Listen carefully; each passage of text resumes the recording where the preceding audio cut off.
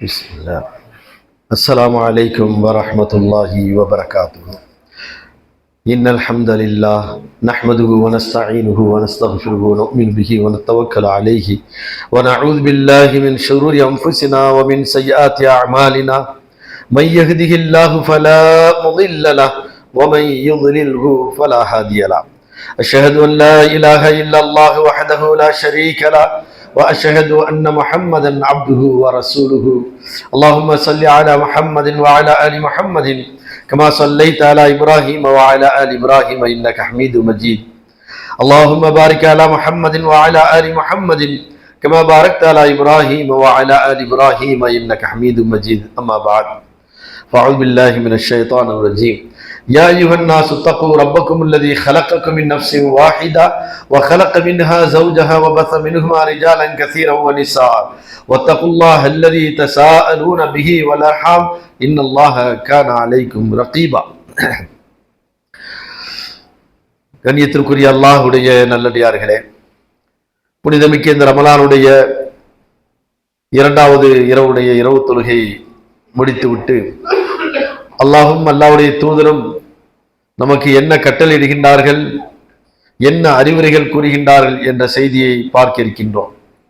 இந்த ரமலானுடைய ஒரு தொடரில் சாலிஹீன்கள், நல்லவர்கள், இவர்களை பற்றி குர்ஆனிலே அல்லாஹ் எங்கெங்கு குறிப்பிடுகின்றான்.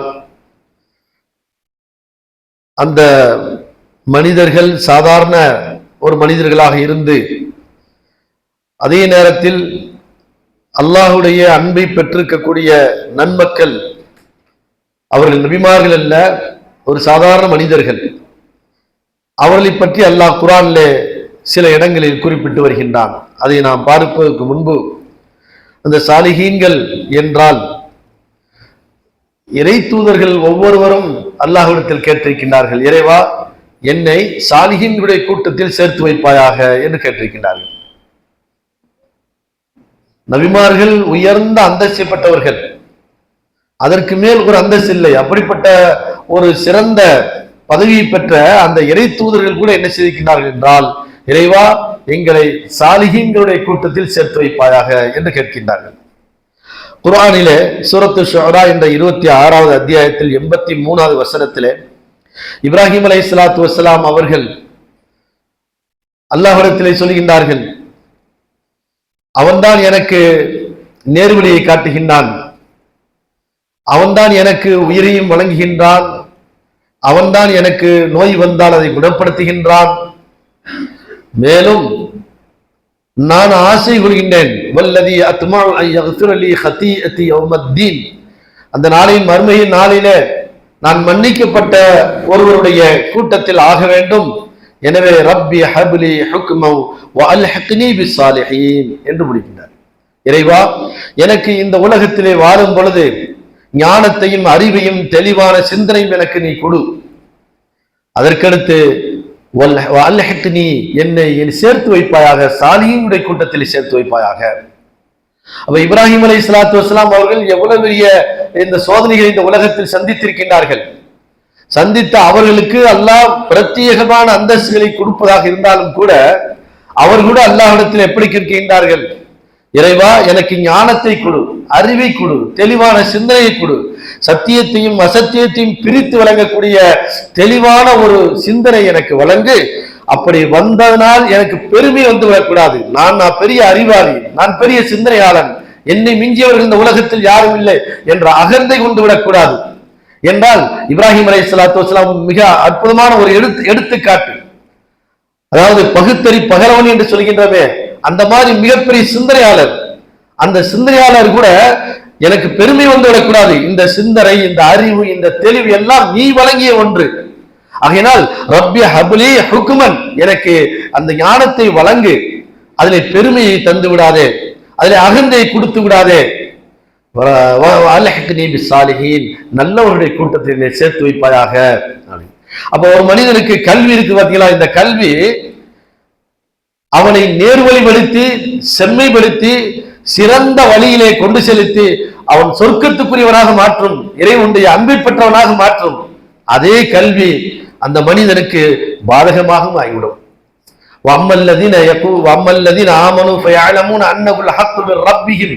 இந்த குர்ஆன் இருக்கின்றதே, இந்த குர்ஆனை ஏற்றுக்கொண்டிருக்கக்கூடிய மனிதர்கள் சிலர்கள் இப்படி கூறுவார்களாம்.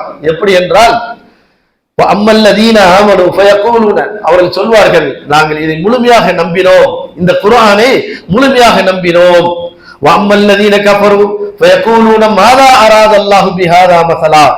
ஆனால் இறை நிராகரிப்பவர்கள் என்ன சொல்றார்கள் என்று சொன்னால், இந்த குர்ஆனிலே பல உதாரணங்களை அல்லாஹ் சொல்கின்றானே, கொசுவை பத்தி சொல்கின்றான், தேனீக்களை பத்தி சொல்கின்றான், இதெல்லாம் என்ன பெரிய அற்புதமான உதாரணமா என்று காபிர்கள் சொல்வார்கள். ஏன்? தனக்கு மிஞ்சிய ஒரு அறிவு இல்லை என்று அவன் நினைக்கின்றான். தனக்கு தெரிந்த அறிவை விட வேற இந்த உலகத்தில் எவருக்கும் ஒன்றுமே தெரியாது என்று அகந்தை கொள்வதன் காரணமாக அந்த சிந்தனை பெற்ற அறிவை பெற்ற அந்த மனிதன் தன்னை பெருமைப்படுத்திக் கொள்கின்றான். அப்படி பெருமைப்படுத்திக் கொண்டதினால்தான் இந்த குர்ஆனுடைய சொல்லப்படுகின்ற உதாரணங்கள் இருக்கின்றதே, மாதா அராத அல்லாஹு பிஹாதா மஸலா, இந்த உதாரணத்தை சொல்லி அல்லாஹ் எதை நாடுகின்றான் என இந்த வசனத்துக்கு முன்பு கொசுவை பற்றி அல்லாஹ் சொல்லுவார். கொசுவை அதையும் விட ஒரு கீழ் உள்ள உதாரணத்தை கொண்டும் அல்லாஹ் உங்களுக்கு உதாரணம் காட்டுவான், அதற்கு மேலுள்ளதை கொண்டும் அல்லாஹ் உங்களுக்கு உதாரணம் காட்டுவான் என்று. அப்ப அந்த கொசுவை சொல்லி அல்லாஹ் எதை நாடுகின்றான் என்று சிலர்கள் கேட்பார்கள். இன்னைக்கு கொசுவை பத்தி ஏகப்பட்ட ஆய்வு நடத்தப்படுகின்றது. கொசுவுக்கு எத்தனை கண்கள் இருக்குது, எத்தனை அந்த ரெக்கைகள் இருக்குது, அந்த கொசுவுல அதாவது தண்ணி மழை தண்ணி பெய்து பார்த்தீங்களா, அந்த மழை தண்ணி இருந்து உருவாகக்கூடிய கொசு தான் மலேரியாவை உண்டு வருதான். மனிதர்கள் சாதாரணமாக அசுத்தத்திலிருந்து வந்த கொசுக்கள் இருக்குதே, பழைய தண்ணி பழைய இதுகள்ல இருந்து அசுத்தங்களிலிருந்து வரக்கூடிய அந்த கொசுவினால் மனிதனுக்கு என்ன இல்லை, இடையூறு இல்லை. இதெல்லாம் யார் கண்டுபிடிக்கிறா? மனிதன் கண்டுபிடிக்கின்றான். கொசுன்னு ஒரு படைப்பை இறைவன் படைத்ததனால்தான் மனிதன் அதுக்கு தன்னுடைய சிந்தனையை செலுத்தி அதுல இவ்வளவு பெரிய பிரச்சனைகள்லாம் இருக்குது. ஆகையினால் தண்ணியிலிருந்து உருவாக்கக்கூடிய அந்த புது தண்ணி, மழை தண்ணியிலிருந்து உருவாக்கக்கூடிய கொசுவிலிருந்து உங்களுடைய குழந்தைகளை பாதுகாத்துக் கொள்ளுங்கள் மருத்துவர் சொல்றாங்க. சாதாரண கொசு கடிச்சிருந்தா அதனால உங்களுக்கு பெரிய விளைவுலாம் வராது. இன்னைக்கு சொல்றாங்க கொசுவின் மூலியமா தான் எது பரவுதான், நோய் பரவுது. அது தவறு என்று இன்றைக்கு நிரூபிக்கப்பட்டு விட்டது. அந்த கொசு ஒரு மனிதனை கிடைக்கும் பொழுது என்ன செய்யுதுன்னா, ஒரு சின்ன திரவத்தை கொடுத்து அதற்கு அடுத்த தோலை மெல்லிய தோலாக ஆக்கி அதுக்கு பின்புதான் அந்த மிக மிக மிக நுட்பமாக இருக்கக்கூடிய அந்த ஊசி முனை இருக்குது, அது அப்படியே உள்ள செலுத்துது. ஒரு ரொம்ப ஊசியை வச்சு இப்படி குத்துனா கூட நம்ம எல்லாம் டக்குன்னு உள்ள போகாது. ஆனா அந்த கொசு எவ்வளவு அந்த இது இருக்கு, அந்த சொண்டு அது மிக மிக மெல்லியதா இருக்கும். அது எப்படி நம்ம உடலுக்குள்ள செல்லுது அப்படின்னா, முதல்ல அங்க என்ன செய்யுது, ஒரு திரவத்தை வெளிப்படுத்தி அதை இலகுவாக ஆக்கியது தோலை, அதற்கு அடுத்து இதெல்லாம் யார் சொல்றா? மனிதன் கண்டுபிடிக்கிறான். அன்னைக்குள்ள காப்பிர்கள் என்ன சொன்னார்கள்? கொசு வச்சு என்ன உதாரணத்தை ஒரு சொன்னாரு என்று அற்புதமாக நினைத்தார்கள். ஆனா இந்த அந்த கொசுவில இத்தனை அற்புதங்கள் இருக்குது என்று கண்டுபிடிக்கின்றார்கள். ஆகவே ஒரு மனிதனுக்கு அறிவு இருப்பதனால் அவன் பெரிய சிறந்த நேர்வழியை பெற்றுவிடுவான் என்று நினைத்து விட முடியாது. அதற்கடுத்து அந்த வசனத்தில் நல்லா சொல்லும் பொழுது இந்த குர்ஆனை கொண்டு நிறைய மக்கள் நேர்வழியும் பெறுவார்கள், அதிகமான மக்கள் வழிகட்டும் செல்வார்கள். அதே குர்ஆனை சிந்தித்து தெளிவாக அறிந்து அல்லாஹ்வுடைய ஆற்றலையும் அற்புதங்களையும் அவன் விளங்கி அல்லாஹ்வுடைய சக்தியை அவன் என்ன செய்த விளங்கி அல்லாஹை நம்புகின்றான். அதே குர்ஆனை சொல்லிதான் என்ன செய்ய, இந்த குர்ஆன்ல என்ன இருக்குது, இந்த குர்ஆனை போன்று ஒன்றை கொண்டு வர முடியாதா? இன்னைக்கு பேசிக்கிட்டு கொண்டு வர முடியும். உலகத்தில் இருக்கின்ற மிகப்பெரிய ஒரு ஒரு வேதம் இருக்குன்னு சொன்னால் அது எதுவா? திருக்குறளா? திருக்குறள் எத்தனை முரண்பாடான கருத்துக்கள் அதுல இருக்குது, சிந்திக்காம பேசி விட்டுறது. அந்த மேடையில ஒருத்தர் பேசுற இந்த மாதிரி இந்த இதுக்கு நீங்கள் யாரு ஒரு கேள்வி கேட்டாலும் அதுக்கு நான் இது பதில் சொல்கின்றேன் அப்படின்னு சொல்லிட்டு திருக்குறளை சொல்ல உடனே 4 பேர் வந்துச்சு குர்ஆனை கொண்டு போயிட்டாங்க. என்ன கேள்வி உங்களுக்கு இருக்குது, சந்தேகம் இருக்கு கேளுங்க, உடனே மலிப்பு விட்டுறான் அந்த இடத்துல. இதெல்லாம் நிகழ்ச்சி நடந்தது 2014 நடந்துச்சு. இல்ல நான் ஒரு இதுக்கு பேசினேன் அப்படின்னு அப்படியே சபையை கலைச்சிட்டாங்க. குர்ஆனை இதுவரைக்கும் என்ன சவால் விட்டுக்கிட்டே இருக்குது. அதுல அற்புதமான பல்வேறு செய்திகள் அதில் கிடைக்கின்றது. சாதாரணமாக கடலை சொல்லும் பொழுது என்ன சொல்லி அல்லாஹ் மரஜல் பஹ்ரைன் யல்தகியானி பைனஹுமா பர்ஸகுல் லா யப்கியான், 2 கடல் சந்திக்குது, கருங்கடல் செங்கடல் சந்திக்குது. சந்தித்தால் ஒன்றோடு ஒன்று கலக்கலையே. என்ன காரணம்? அதுல ஒரு திரை இருக்குது. திரையை நம்ம கையை உள்ள விட்டோம்னா எது திரை கையில தென்படுதா? ஆனா தண்ணியும் கலக்க மாட்டேங்குது. ஆனா இப்ப உள்ள அறிஞர்கள் என்ன செய்தாங்க, கண்டுபிடிக்கிறார். இது என்ன காரணம் என்றால் மிக மெல்லிய ஒரு திரை, பர்ஸக், நேற்று நம்ம பேசணும்ல, பர்சக் என்ற ஒரு உலகம் இருக்குதுன்னு. அங்க இந்த பூமிக்கு கீழே ஒரு உலகத்தை அல்ல ஒரு திரை போட்டு மூடி வைத்திருக்கின்றான். அதே திரைதான், அது யாராலும் கண்டுபிடிக்க முடியாது. அதே திரைதான் எதுல இருக்குதுங்கிற, கடல்லையும் இருக்குதுங்கிற மெல்லிய திரை. அப்படி குர்ஆன்ல எடுத்தால் 1000 அறிவியல் கருத்துக்கள் அதில் சொல்லப்பட்டிருக்கின்றது. எனவே இதை ஒரு மனிதன் விளங்கி நேர்வழி பெற்றவனும் இருக்கின்றான், அதை விளங்காமல் நேர்வழி கெட்டவனும் இருக்கின்றான், நேர்வழி போகாமல் இறை நிராகரிப்பாளன மாறியவனும் இருக்கின்றான். அதனால் என்ன இப்ராஹிம் அலைஹிஸ்ஸலாம் அந்த அளவுக்கு தெளிவானவங்க, மிக கடவுளை பற்றி மிக அற்புதமாக விளக்கங்களை சொன்னவர். அதெல்லாம் சொல்வதற்கு நேரம் இல்லை. அப்படிப்பட்ட அந்த இப்ராஹிம் அலைஹிஸ்ஸலாம் சொல்றாங்க, எனக்கு அறிவையும் தெளிவையும் ஞானத்தையும் வழங்கு, அதே நேரத்தில் என்னை சாலிஹீன்கள் எத்தனை பேர் இருக்கிறார் அவர்களுடைய கூட்டத்தை என்னை சேர்த்து, பொறுமையாளர்கள், அல்லாஹ்வை அல்லாஹ்வுடைய நம்பியவர்கள், பெருமை அடிக்காதவர்கள், தற்பெருமை இல்லாதவர்கள் இருக்கின்றார்களே, அப்படிப்பட்ட சாலிஹீன்களை கூட்டத்தில் சேர்த்து விடு என்று இப்ராஹிம் அலைஹிஸ்ஸலாம் துஆ கேட்கிறாங்க. அதற்கடுத்து யூசுப் அலைஹிஸ்ஸலாத்தை பற்றி நமக்கு தெரியும். அவங்க எத்தனை சோதனைகளை சந்திச்சிருக்காங்க. ஒரு சோதனை, 2 சோதனையா? பிறந்ததில் இருந்து அவருடைய வாழ்க்கையில மிகுதமான வாழ்க்கை எப்படிதான் கழிச்சு, அதாவது சிரமப்பட்டு தான் அவர்கள் கிடைத்திருக்கின்றார்கள். சின்ன குழந்தையா இருக்கும் போதே கடத்திட்டாங்க அண்ணன் தம்பி எல்லாம் சேர்ந்து. அதற்கடுத்து கைதியாக ஆக்கப்பட்டு ஒரு சந்தையில் போய் விற்கிறாங்க. அங்க ஒரு மன்னர் என்ன செய்யறாரு, ஒரு அரசர் வாங்குறாரு, ஒரு அமைச்சர் வாங்குறாரு, வாங்கி அங்க அரண்மனையில் வளர்றாரு. வளரும் போது அவருக்கு ஏற்பட்ட சோதனை, அந்த சோதனையிலிருந்து தப்பிப்பதற்கு எங்க வர்றாரு, சிறைச்சாலைக்கு போயிடுறாரு. அந்த சிறைச்சாலையிலிருந்து பல ஆண்டுகள் அப்படின்னு நல்லா சொல்றேன், பல ஆண்டுகள் அந்த சிறையில கிடக்கிறாரு.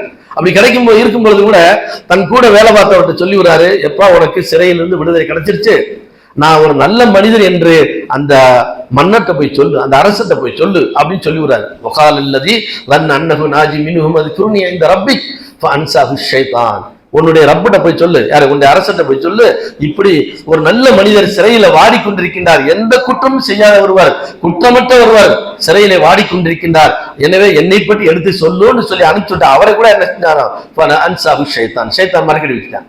அதற்கடுத்து ஃபலபித ஃபிஸ்னீனி பிதஆசினீன், பல ஆண்டுகள் அதுல என்ன தெரியாது இருந்தார். அதற்கடுத்து அதிலிருந்து சிறையிலிருந்து வெளியே வர்றார்.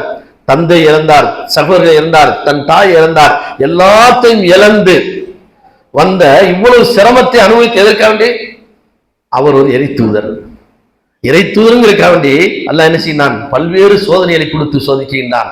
அதிலிருந்து அவரது ஏதாவது கொஞ்சம் தளர்ந்தாரா என்றால் அல்லாஹ் குர்ஆனில் சொல்கின்றான், 12:101 சொல்லும் பொழுது, ரப்பி கத் ஆதைதனி மினல் முல்கி, ரப்பி கத் ஆதைதனி மினல் முல்கி, இறைவா எனக்கு அதிகாரத்தையும் ஆட்சியும் நீ வழங்கி இருக்கின்றாய், வ அல்லம்தனி மின் தஅவீரில் அஹாதீஸ், கனவுக்கு விளக்கம் சொல்லக்கூடிய ஞானத்தை எனக்கு நீ வழங்கி இருக்கின்றாய், ஃபாத்திரஸ் ஸமாவாதி வல் அர்லி, ஃபாத்திரஸ் ஸமாவாதி வல் அர்லி, வானங்களையும் பூமியையும் படைத்த நாயகனே இரட்சகனே, எனக்கு இவ்வளவு அதிகாரத்தையும் கல்வியும் எல்லாம் நீ வழங்கி இருக்கின்றாய், அந்த வலி ஃபித் துன்யா வல் ஆகிரா, நீதான் இந்த உலகத்திலும் பொறுப்பாளன், மறுமையிலும் நீதான் பொறுப்பாளன். எவ்வளவு அதிகாரத்தை பெற்றிருந்தார். கடைசி வாழ்க்கை ஆரம்ப சிரமமான வாழ்க்கை, ஆனால் இறுதி வாழ்க்கை எப்படி இருந்துச்சு, மிக அற்புதமாக வாழ்ந்து கொண்டிருந்தார். மிகச்சிறந்த ஒரு மன்னராக இருந்தார், நேர்மையான மன்னராக இருந்தார். அப்படிப்பட்ட அந்த மன்னர் யூசுப் அலைஹிஸ்ஸலாம் அவங்க சொல்றாங்க, தவஃபனி முஸ்லிமா வ அல்ஹிக்னி பிஸாலிஹீன், என்னை முஸ்லிமாக மரணிக்க வை, மரணித்து சாலிஹீனுடைய கூட்டத்தில் என்னை எழுப்பு, நல்லவருடைய கூட்டத்தில் என்னை எழுப்பு, நான் எத்தனையோ சோதனைகளை எல்லாம் கடந்து வந்து விட்டேன், இந்த ஆட்சி அதிகாரம் எல்லாம் எனக்கு நீ வழங்கி இருக்கின்றாய், கல்வி ஞானத்தை எல்லாம் வழங்கி இருக்கின்றாய், ஆனால் பெருமை அடித்து விடக்கூடாது. அது ஒவ்வொரு இடத்தையும் பாருங்க, கல்வியை பத்தி சொல்லித்தான் இத சாலிஹீனுடைய, அப்ப சாலிஹீனுடைய ஒரு பண்பு என்னவென்றால், ஒருத்தருக்கு பெரிய ஞானம் இருக்குது, அறிவு இருக்குது, அறிவு இருக்கிறதுனால வல்லவர் நல்லவராக ஆகிவிட முடியாது. பாக்குறோம்ல, வல்லவர் அறிவுல தெளிவானவர் அவரும் நல்லவராக இருப்பாரா என்றால் கிடையாது. ஆனால் சாதாரண மனிதராக இருக்கக்கூடியவர் என்ன செய்வார்கள், அல்லாஹ்விடத்திலே சிறந்த மனிதராக மாறி விடுவார்கள். அதனால இந்த வல்லவர்ங்கிற அதை வைத்துக் கொண்டு என்ன செய்ய முடியாது, அவர் மிக நல்லவர் மிக சிறந்தவர் என்றெல்லாம் சொல்லிவிட முடியாது. நல்லவராக வல்லவராக இருப்பதுடன் அதுடன் என்ன இருக்கணும், அவர் நல்லவராகவும் இருக்கணும். அவரிடத்தில் என்ன இருக்கக்கூடாது, பெருமை இருக்கக்கூடாது, அகந்தை இருக்கக்கூடாது, பொறுமை இருக்க வேண்டும், அல்லாஹ்வின் மீது முழு நம்பிக்கை வைத்திருக்க வேண்டும். ஆக யூசுப் அலைஹிஸ்ஸலாத்து வஸலாமுடைய அந்த சம்பவத்தை கடைசி முடிக்கும் போது இதோட முடிக்கின்றான். 101வது வசனத்தில் சொல்லும் பொழுது, தவஃபனி முஸ்லிமா, இறைவா என்னை முஸ்லிமாக மரணிக்க வைப்பாயாக, வ அல்ஹிக்னி பிஸ்ஸாலிஹீன், மறுமையிலே எழுப்பும் பொழுது சாலிஹீனுடைய கூட்டத்தில் என்னை எழுப்புவாயாக. அதை விட சுலைமான் அலைஹிஸ்ஸலாத்து வஸலாம் அவங்க கேட்கிறாங்க அல்லாஹ்ட்ட, அவங்க எவ்வளவு பெரிய ஆட்சியை பிடிச்சிருந்தாங்க.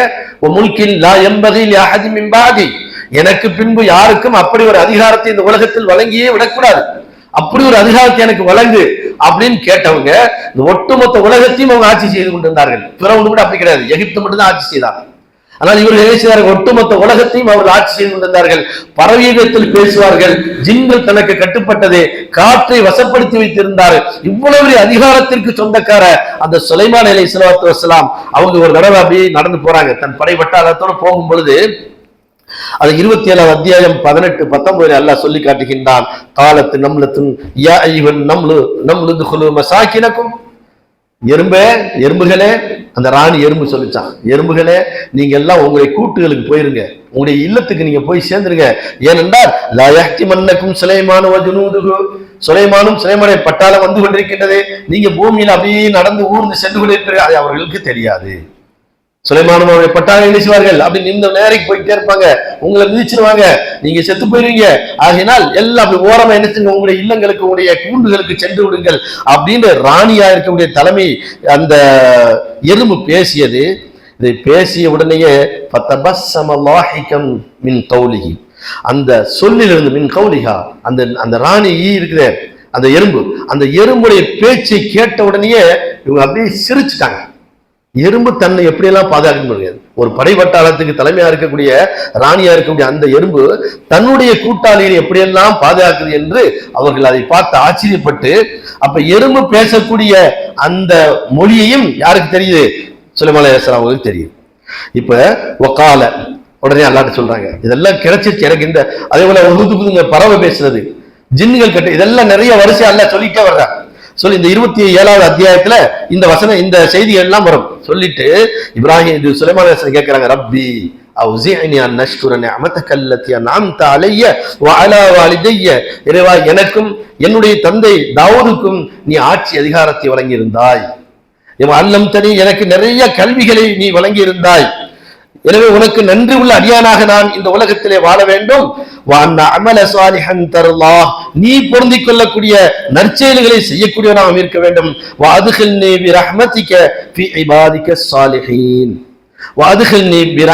உன்னுடைய அருளில் என்னை சேர்த்துக் கொள்வாயாக, உன்னுடைய அருளில் உன்னுடைய ரஹ்மத்தில் என்னை இணைத்துக் கொள்வாயாக, என்னை புகுத்தி விடுவாயாக. சாலிஹீனுடைய அடியார்களுடன் என்னை சேர்த்து வைப்பாயாக. இப்ராஹிம் அலைஹிஸ்ஸலாம் கடைசி அவங்க கேட்கிறாங்க, இவ்வளவு அதிகாரத்தை பெற்றிருந்தும் கூட அவங்க என்ன வரல, பெருமை வரவில்லை. ஆக அப்படிப்பட்ட இப்படி ஒவ்வொரு இறைத்தூதர்களும் தங்களை எதோட இணைத்துக் கொண்டார்கள். இறைவா என்னை சாலிஹீனுடைய கூட்டத்தில் சேர்த்து வைப்பாயாக, சாலிஹீனுடைய கூட்டத்தில் என்னை நாளை மறுமையிலே எழுப்புவாயாக என்று அவர்கள் கேட்டிருக்கின்றார்கள்.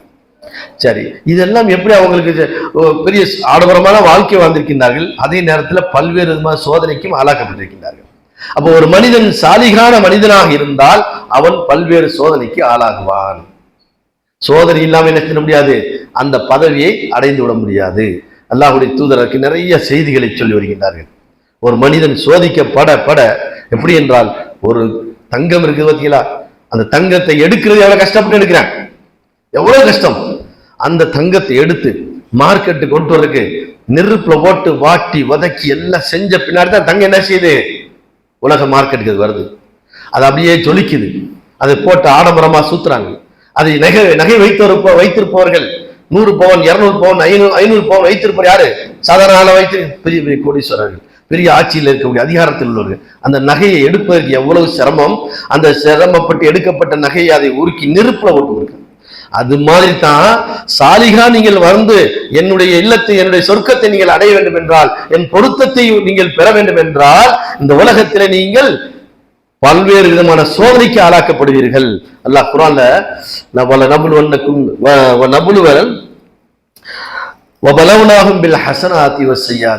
நல்லதை கொண்டும் சோதிப்போம், கெட்டதை கொண்டும் சோதிப்போம். ஒரு மனிதனுக்கு ஆட்சி அதிகாரத்தை கொடுத்து சோதிப்போம், ஒரு மனிதனுக்கு வறுமை கஷ்டம் துன்பம் எல்லாத்தையும் கொடுத்து சோதிப்போம். இது அவனுடைய கையில இருக்குது, யாரும் நம்ம என்ன செய்ய முடியாது, அதை நிராகரிச்சிட முடியாது, நிராகரிச்சிடக்கூடாது. அல்லாஹ்வுடைய அதிருப்தியை பெற்றுவிடக்கூடாது. அல்லாஹ் என்னை இப்படி சோதிக்கிறானே, என்னை கஷ்டப்படுத்துகின்றானே என்று சொல்லியே விடக்கூடாது. அந்த வார்த்தை வந்து விட்டால் சாலிஹுடைய கூட்டத்தில் நாம் சேர்ந்து விட முடியாது. ஹஜ்ரத் நூஹ் அலைஹிஸ்ஸலாம் யூனுஸ் அலைஹிஸ்ஸலாம் என்ன செய்தாங்க, பெரிய நபி, பல ஆண்டுகள் இந்த மக்களுக்கு என்ன செய்தார்கள், அதான் பிரச்சாரம் செய்யறாங்க, திருந்தன மக்கள். கடைசியா துவா கேட்டாங்க, யாரெல்லாம் அழிச்சிரு அப்படின்னு சொல்லினா அல்லாஹ் சரி அப்படியா ஊரை விட்டு வெளியே போயிருப்பா, அதை நம்ம அழிச்சிருவோம் அப்படின்னு. இவங்க வெளியே போன உடனே அந்த மக்கள் என்ன செய்யறாங்க, மக்களுக்கு அல்லாஹ் என்ன செய்யற, முதல்ல ஒரு வேதனை, ஏன்னா உடனே யாரையும் அழிச்சிட மாட்டேன், நம்ம அவசரப்படுவோம், அல்லாஹ் அப்படி அவசரப்பட மாட்டான். ஒரு வேதனை அப்படியே கொண்டு வந்து காட்டுறேன். கருமேகம் வருது. அந்த கருமேகத்தை பார்த்த உடனே இது யூனுஸ் சொன்ன அந்த சோதனையா இருக்குமோ, ஆகையினால் யூனுஸுடைய ரப்பை நாங்கள் ஏற்றுக்கொள்கின்றோம் என்று தௌபா செய்தார்கள். அவர்களெல்லாம் தௌபா செஞ்ச உடனே அல்லாஹ் என்ன செஞ்ச, அந்த மேகத்தை அப்படியே கலைச்சிட்டேன். இவர் என்ன செய்யறாரு, திருப்பி தன்னுடைய பகுதிக்கு அந்த மக்கள் அழிக்கப்பட்டிருப்பான்னு போறாரு. போறதுக்கு முன்னாடி செய்தி வருது, அவங்க நல்லா தாங்க இருக்கிறாங்க, ஒன்னும் அழிக்கப்படல. அப்ப உண்மையை தெரிந்து கொள்ளாமல் ஒரு இறைத்தவராக இருக்கக்கூடிய அவர் நினைக்கின்றார், فظن أنه أن لن نقدر عليه فنادى في الظلمات أن لا إله إلا أنت سبحانك إني كنت من الظالمين. இவர் நினைத்துக் கொண்டார் இறைவனுக்கு எந்த ஆற்றலும் இல்லை என்று அவர் எண்ணிக்கொண்டார். ஆனால் அவர் மீன் வயிற்றிலே சென்றதற்கு பின்பு அவர் அதை உணர்கின்றார், இறைவா நான் தான் தவறு செய்தேன், நீ தூய்மையானவன், நீ பரிசுத்தமானவன் என்று அவர் சொன்னதற்கு பின்பு ஃபஜ்தபாஹு ரப்புஹு ஃபஜஅலஹு மினஸ் சாலிஹீன்.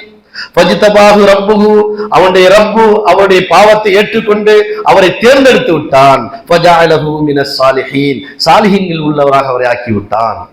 அப்ப சாலிஹீன்கள் வர்றதுல சாதாரணமானது கிடைத்து விடாது. அவர் பல்வேறு விதமான சோதனைகளுக்கும் ஆளாக்கப்பட்டு நல்ல, அதாவது ஞாமத்தை கொடுத்தும் அல்லாஹ் சோதிப்பான், ஞாமத்தை எடுத்தும் சோதிப்பான்.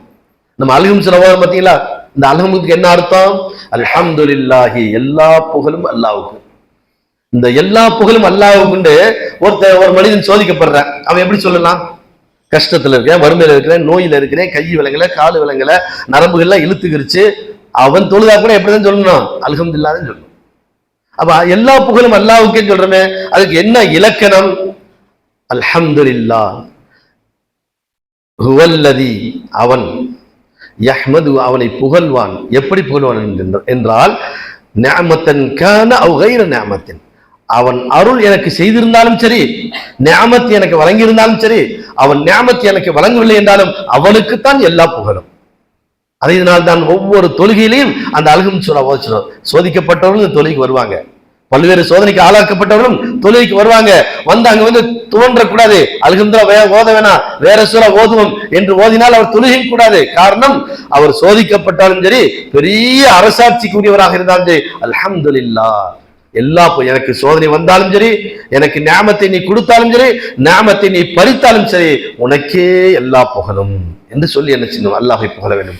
எனவே பல்வேறு சோதனைகளுக்கு ஆளானாலும் கூட ஆளாக்கப்பட்டதற்கு பின்பு அவர் கிடைக்கக்கூடிய அந்தஸ்து என்ன, சாலிஹீன்களுடைய அந்தஸ்து கிடைக்கின்றது.